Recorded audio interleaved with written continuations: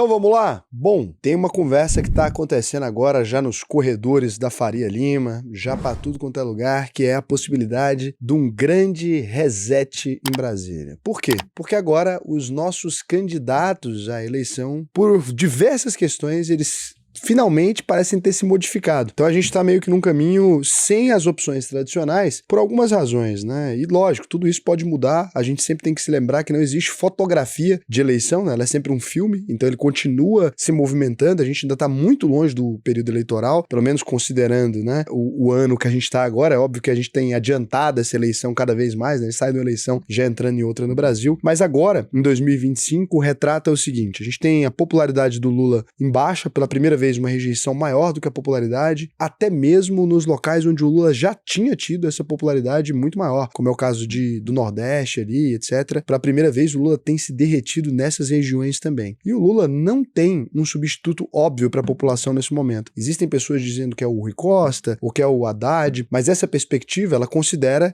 que o governo Lula precisa melhorar até o final aqui desse mandato. Por quê? Porque o Haddad não teria clima, né, para ir para uma eleição se o Lula tivesse com a popularidade ruim. Ele seria o sucessor imediato do Lula ali, ou o Rui Costa seria também o sucessor imediato do Lula, e fica difícil imaginar, né, um sucessor do Lula conseguindo vir para uma eleição com a popularidade do Lula ruim. Existem pessoas que dizem que o Lula vai sim se candidatar novamente, né, que apesar da idade, ele ainda tem disposição, ainda tem fôlego para enfrentar uma nova eleição, com a popularidade do jeito que tá, com o cenário do jeito que tá. Eu sinceramente tenho as minhas descrenças com relação a isso, mas não duvidaria, né, então pode ser que o Lula venha de novo como candidato, mas no momento aí o que a gente tem é um Lula com baixíssima perspectiva de vitória eleitoral se a eleição fosse hoje. A gente tem, claro, ele como um candidato muito forte, mas com a popularidade derretendo, e ele ainda tem mais 2 anos de caneta aqui para terminar de derreter essa popularidade ou de melhorá-la. Então não dá para descartar a possibilidade, mas tá aqui. No cenário atual, a fotografia é essa, o filme a gente não sabe ainda. E a gente tem um Bolsonaro inelegível. Então você imagina que os dois candidatos talvez mais populares do país, eles não estejam presentes na disputa eleitoral, né? Então a gente tem um Bolsonaro inelegível, a gente tem o Pablo Marçal, que seria uma pessoa muito popular ali, de um grupo que até recebe votos do Bolsonaro, mas que não é apoiado diretamente pelo Bolsonaro também, eles tiveram alguns atritos ali. A gente tem o Pablo Marçal também inelegível. Então você imagina que as 3 figuras aqui que teriam grandes possibilidades de receber voto, elas estão agora fora do páreo, né? E aí a gente tem o Tarcísio, o Zema, que poderia aqui vir para a direita, ou o Ronaldo Caiado, né? Todos aqui ainda sem números expressivos, o Tarcísio talvez o mais forte, mas muito alinhado ao Bolsonaro. Se o Bolsonaro falar que não é para sair, eu duvido bastante que ele sairia, né? Então a gente deve ter uma indicação do Bolsonaro, talvez um filho, talvez a Michelle Bolsonaro. Duvido bastante que ele consiga sair candidato. A gente viu até pessoas da base mais próxima dele, como o Nicolas,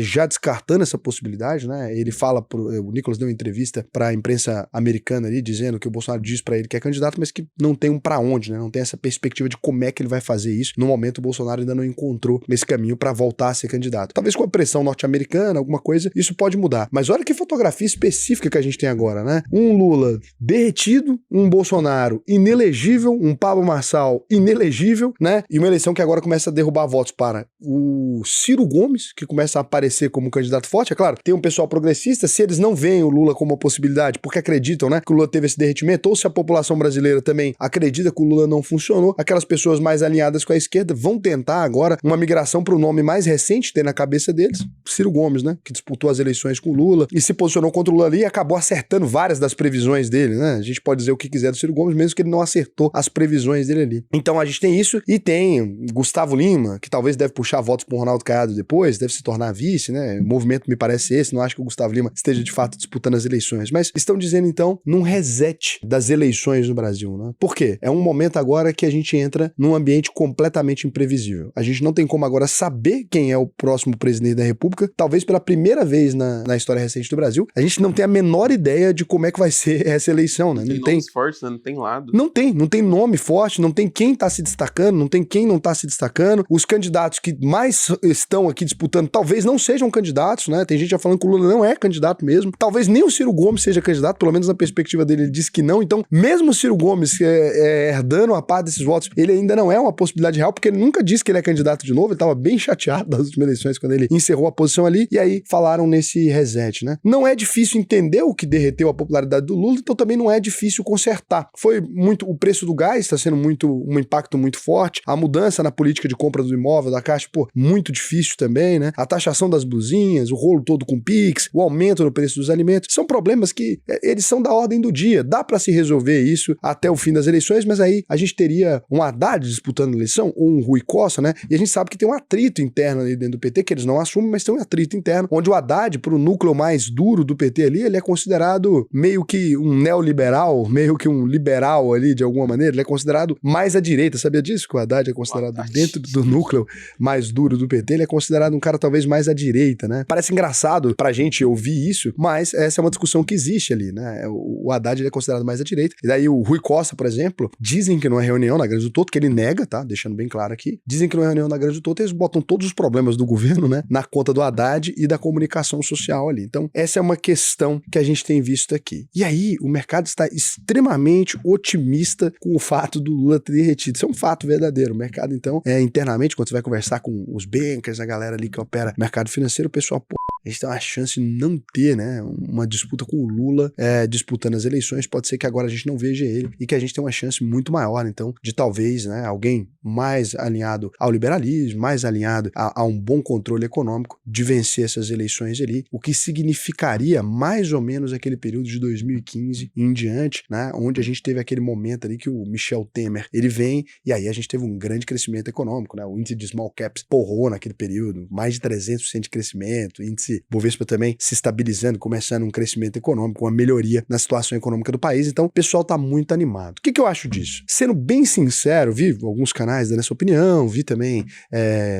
jornalistas escrevendo texto sobre isso, vi fontes anônimas escrevendo sobre isso também, né, o pessoal dos perfis de meme da Faria Lima, que a gente sabe que na verdade são perfis que não tem nada de meme, eles estão falando bem sério a opinião do mercado. Eu acho que estão emocionados demais para um Brasil que, sinceramente, já tinha vivido o governo Lula 1, Lula 2, Dilma 1, metade Dilma 2, votou de novo, né? O Lula saiu da cadeia e voltou. Acho que eles estão enterrando o Lula em vida. Acho que esse é um equívoco que o mercado financeiro já cometeu algumas vezes lá atrás. A gente já percebeu que o Lula tem uma capacidade muito forte de se reinventar e de voltar de novo, e de novo, e de novo, e de novo, né? E eu não duvido que o Lula encostado, ele seja até mais forte do que o Lula em atividade. Eu vou dar essa aspa pra vocês, porque eu acho que quando ele para de ser o candidato e começa a ser uma opinião, né, ele fala, um Lula, por exemplo, que desiste de disputar as eleições e fala, olha, eu já tô mais velho, a gente tem esse cara aqui, eu acho ele até mais forte do que um Lula que disputa as eleições, porque talvez ele passe a ser visto pelo núcleo ali do PT como uma pessoa mais humilde, como uma pessoa coerente, né, com a história dele, e aí eu acho que ele pode vir até mais forte com as opiniões ali. Então, eu tenho sérias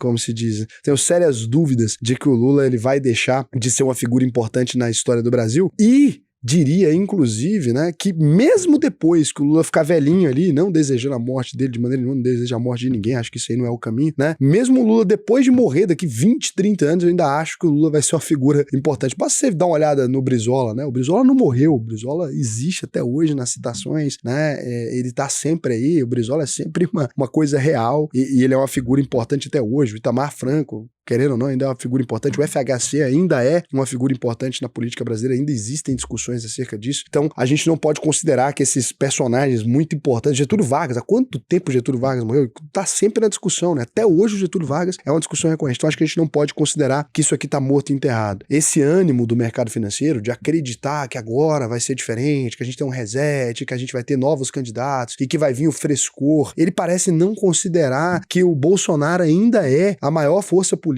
do país, né? Ninguém enche rua igual o Bolsonaro nesse momento, e olha, tá inelegível, e parece que o Bolsonaro inelegível ele ficou de certa forma até mais forte do que ele era quando ele era um possível candidato, porque o Bolsonaro candidato ele perdeu as eleições, agora o Bolsonaro ideia, o Bolsonaro não disputando as eleições, ele é uma figura extremamente forte, e a gente sabe que a pessoa que for apoiada pelo Bolsonaro, ela é imediatamente, no mínimo, a segunda pessoa mais votada nas eleições, ou não é, né? Isso é um fato óbvio. Quem o Bolsonaro apontar pode ser um poste, pode ser, olha, ele pode falar que vai fazer o Emael ser eleito. Se ele falar que o o Emael vai ser presidente da República, o Emael vai ser a segunda pessoa mais votada do país, né? Independente de quem seja, para onde o Bolsonaro apontar, a gente tem ali o segundo candidato mais forte das eleições no dia zero. Então, essa comemoração de achar que o Lula derreteu, de achar que o Bolsonaro derreteu e que agora a gente vai ter um grande frescor novo na política, eu acho isso de uma inocência que, pra mim, sinceramente, beira o riso. Tá? Essa coisa de vocês acharem que, nossa, o Lula agora perdeu a popularidade, tá morto e enterrado. O Bolsonaro não vai disputar, tá morto e enterrado. E agora a gente vai ter uma eleição disputada entre Ciro Gomes e Tarcísio.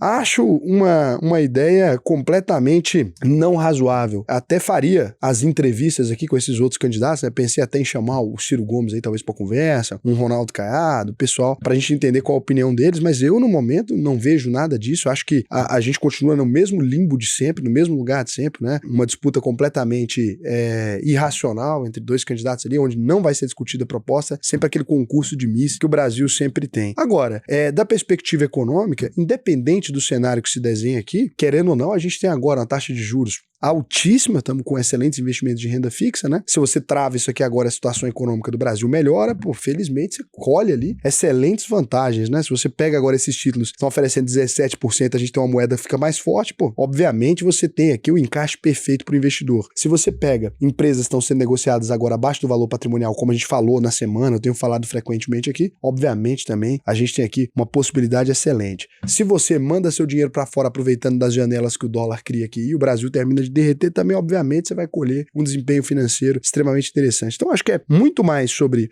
para onde o dinheiro deveria estar indo no momento, né? O que você deveria estar fazendo com o seu dinheiro nesse momento, imaginando o cenário onde, permanece tudo na mesma, está o quê? Não muda muita coisa. A maneira de investir aqui, o Brasil está barato. Esse é o grande ponto da vida nesse momento agora. Então, você consegue comprar Brasil agora. Tem muita gente que está falando que é melhor comprar dólar e tarará. Eu discordo. Difícil ver o Brasil numa janela tão barata quanto o Brasil está agora. Independente de quem vai ser o candidato às eleições, independente do que vai acontecer, o Brasil, ele tem esses mesmos personagens, né, com uma mudança ou outra por década, mas os mesmos personagens aí há mais de 30 anos, né, a gente está discutindo a mesma coisa, com uma política econômica muito similar ao longo desses anos, né, uma diferença ou outra, mas assim, muito similar, é uma estratégia que não é de governo, é uma estratégia de Estado. O Brasil tem algumas estratégias aí, a industrialização fraca, uma dependência forte da commodity, né, carne, soja, sei lá o quê. Isso mudou onde? Que dia que isso mudou, né? Então a gente tem uma balança comercial positiva por conta do agronegócio e o resto é mais ou menos a mesma coisa, né? Celulose não vamos parar de produzir, soja não vamos parar de produzir, carne não vamos parar de produzir, o estado da balança comercial é mais ou menos o mesmo, impactado vez ou outra varejo, né? Que sempre quebrou, historicamente também. Então, a Mesbla ali, um Ricardo Eletro, surge o grande dinossauro agora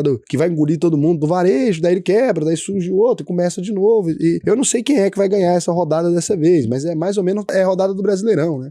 Cada ano tem um novo grande personagem do varejo brasileiro que vai quebrar, né? E que é o próximo a se quebrar, e etc. Foi a Polishop também, agora tá todas elas em uma grande dificuldade, não por culpa dos empreendedores, por culpa da situação do país mesmo, que não privilegia esse tipo de coisa, e não tem um grande industrial brasileiro que criou essa indústria gigantesca que vai quebrar por conta disso, né? Nunca existiu, então não é agora que a gente vai ter. Eu sinto muito, né? Eu não sou um cara que pareço acreditar, né? Eu adoraria, sério mesmo, embarcar nesses movimentos, falar, gente, o Brasil vai mudar, pintar a cara, aquele oba-oba, mas assim, eu realmente não consigo ver essa mudança, eu não sei o que vocês estão comemorando especificamente, né? Eu vi a galera feliz ali, mas todo mundo abaixo dos 30 anos. Você vê os caras de 70, eu perguntei, liguei, fiz algumas ligações hoje pela manhã, todo mundo, conversa de reset, tem do mesmo jeito desde sempre, né? O Lula tá ali, tem o substituto do Lula, o Bolsonaro tá ali, se não tiver, tem o substituto dele.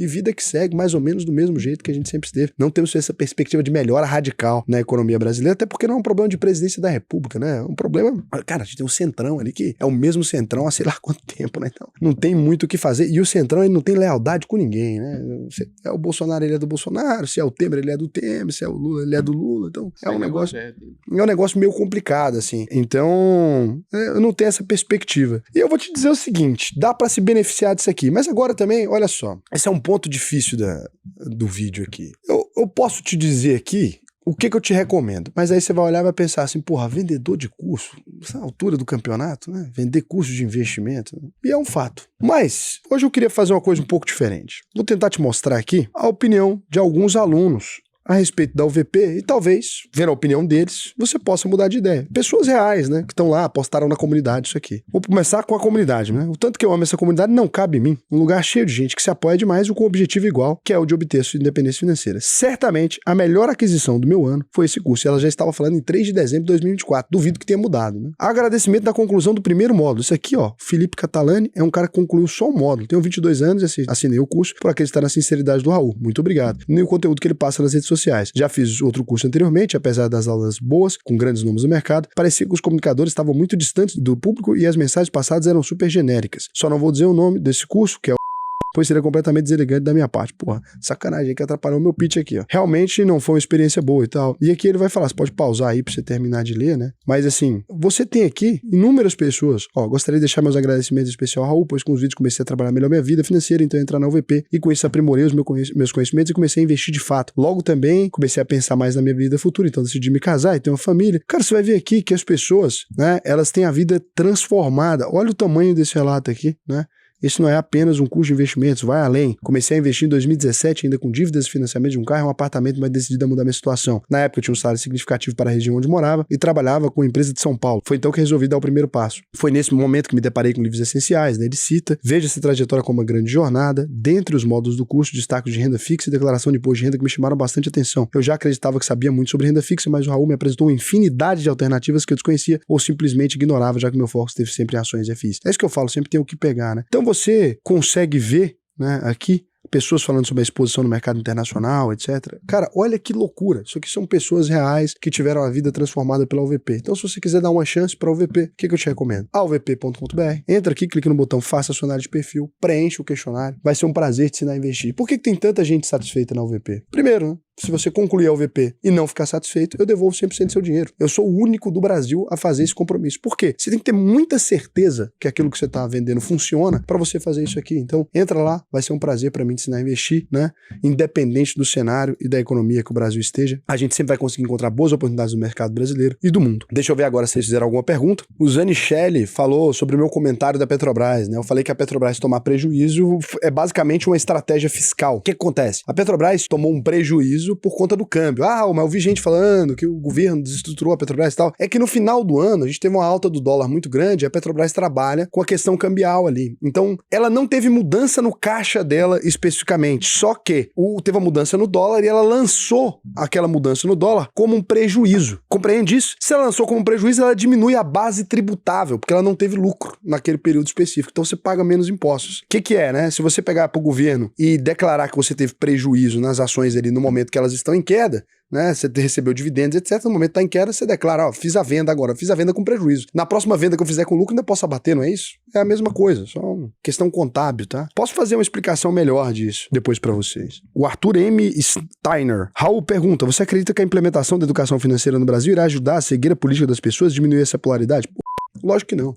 Lógico que não. A partir do momento que qualquer pessoa aprende a investir, a tendência é que a polaridade aumente, né? O mercado financeiro ele tem um lado muito específico normalmente, as pessoas de modo geral também. Então, quanto mais as pessoas sabem, pior fica a polarização. Não existe um caminho que o Brasil vai despolarizar. Não existe. O Brasil sempre foi polarizado e vai continuar polarizado. Antigamente era em PSDB, PT, agora é no Bolsonaro e no Lula e tal. Isso vai mudar vez ou outra, mas não tem uma perspectiva de melhora. Agora, a educação financeira já foi implementada no Brasil nas escolas, só que sem eficácia. Isso não vai mudar. Não existe. A educação financeira não é o caminho para salvar as pessoas de votar mal. Não é o caminho para mudar o Brasil disso ou daquilo. A educação financeira é o caminho para você não se fuder financeiramente. É só isso. É um caminho completamente financeiro e não tem nada a ver com a política do país, não tem perspectiva de melhora. Agora, a longo prazo, se as pessoas têm uma qualidade de vida melhor, elas tendem a votar menos pela fome, não é isso? Então, acho que esse ponto pode ser. Mas isso aí é muito longo prazo. Não tem nada que vai salvar o Brasil de uma hora para outra, gente. Não existe panaceia, não existe pílula mágica. O que salvaria o Brasil é repensar o que a gente fez nos últimos anos. O que a gente fez nos últimos anos que a gente poderia fazer de maneira diferente e que teria resultados diferentes. A gente tem feito a mesma coisa igual todos os anos e isso não vai resultar em diferenças. Quem fala que o Brasil mudou muito de um ano para o outro, tarará, normalmente a gente é muito inocente. Eu não vejo grandes diferenças, não. Tem uma inflação maior, uma inflação menor, uma coisa ou outra. E é isso. Beijo.